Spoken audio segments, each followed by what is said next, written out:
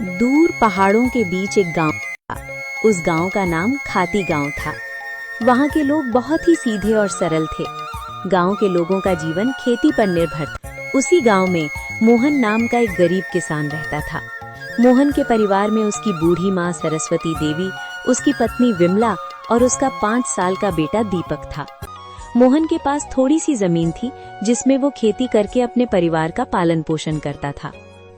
उगता हुआ सूरज दुनिया के लिए रोशनी लाता है, पर मोहन के लिए ये सिर्फ एक और दिन की जद्दोजहद लेकर आता है। फूस की छत से छनकर आती रोशनी सीधे उसकी बीमार माँ के चेहरे पर पड़ती है।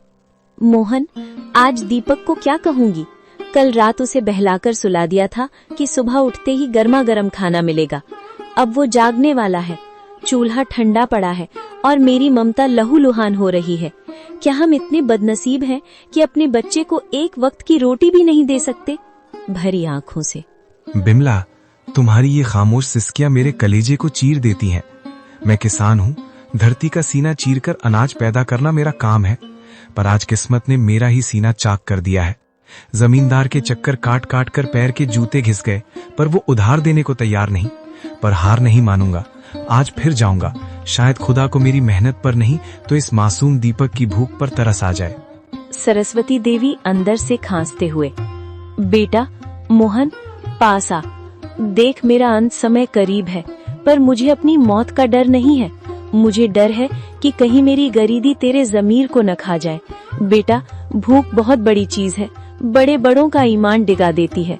पर तू वादा कर, चाहे पेट पीठ से सट जाए पर कभी किसी का बुरा नहीं करेगा। भगवान की लाठी बेआवाज होती है पर चोट गहरी करती है।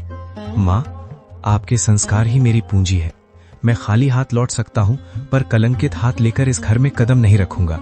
मोहन जमींदार के घर चला जाता है। नंगे पांव, फटी हुई कमीज और आंखों में उम्मीद की आखिरी चमक लिए मोहन जमींदार की हवेली के बाहर खड़ा है। सूरज की तपिश उतनी नहीं चुभ रही थी जितनी पेट की भूख और घर में बीमार माँ की कराह चुभ रही थी।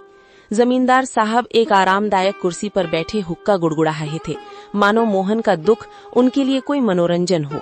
माई बाप, हुजूर, इस अभागे की विनती सुन लीजिए। मैं जानता हूँ कि पिछला लगान अभी पूरा नहीं चुका पाया हूँ, लेकिन मेरी मजबूरी की दीवार बहुत ऊंची हो गई है सरकार।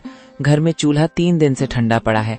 मेरा 5 साल का बेटा दीपक, जो अब तक खेलता कूदता था, आज भूख हमारे निढाल होकर जमीन पर पड़ा है। वो मुझसे रोटी नहीं मांगता सरकार, बस अपनी पथराई आंखों से मुझे देखता है और उसकी वो खामोश नजरें मेरे कलेजे को छलनी कर देती हैं। मोहन, ये हवेली जज्बातों से नहीं, हिसाब किताब से चलती है। तेरी माँ बीमार है, तेरा बेटा भूखा है, इसमें मेरा क्या कसूर? पिछली बार भी तूने यही रोना रोया था। ये धरती प्यासी है तो मैं क्या करूं? मुझे अपनी तिजोरी भरनी है, तेरी गरीबी का बोझ नहीं उठाना। हुजूर, आप तो गांव के अन्नदाता हैं। अगर आप ही हाथ खींच लेंगे तो हम जैसे छोटे किसान कहाँ जाएंगे? मुझे बस थोड़े से आलू और मटर के बीज उधार दे दीजिए। मैं दिन को दिन नहीं समझूंगा, रात को रात नहीं देखूंगा। मैं अपने खून पसीने से उस बंजर जमीन को सींच दूंगा। मैं वादा करता हूँ सरकार, फसल कटते ही सबसे पहले आपका कर्ज चुकाऊंगा। मेरी माँ घुट घुट कर मर रही है, उसे दवा चाहिए। हुजूर, एक बाप होने के नाते मुझ पर तरस खाइए। क्या एक गरीब के बच्चे को जीने का हक नहीं है? हक की बातें मत कर मोहन, हक अमीरों की जागीर होती है। बीज चाहिए, बीज की कीमत लगती है। तेरे पास देने को क्या है? वो 2 बीघा जमीन जो पहले ही गिरवी है। जा, यहाँ से दफा हो जा। अपनी इन भीगी आंखों से मुझे पिघलाने की कोशिश मत कर। जब तक पिछला हिसाब बराबर नहीं होता, तुझे एक दाना भी उधार नहीं मिलेगा। हुजूर, आज आप मुझे यहाँ से खाली हाथ भेज रहे हैं, पर याद रखिएगा, गरीब की आह बहुत गहरी होती है। मैं अपनी मेहनत बेचने आया था, अपनी खुददारी नहीं। अगर खुदा ने चाहा तो मेरी मिट्टी भी सोना उगलेगी। आज आप मेरी गरीबी का मजाक उड़ा रहे हैं, पर वक्त का पहिया घूमेगा हुजूर, वक्त का पहिया जरूर घूमेगा। मोहन अपनी फटी हुई आंखों में आंसू लिए भारी कदमों से हवेली की सीढ़ियां उतर गया।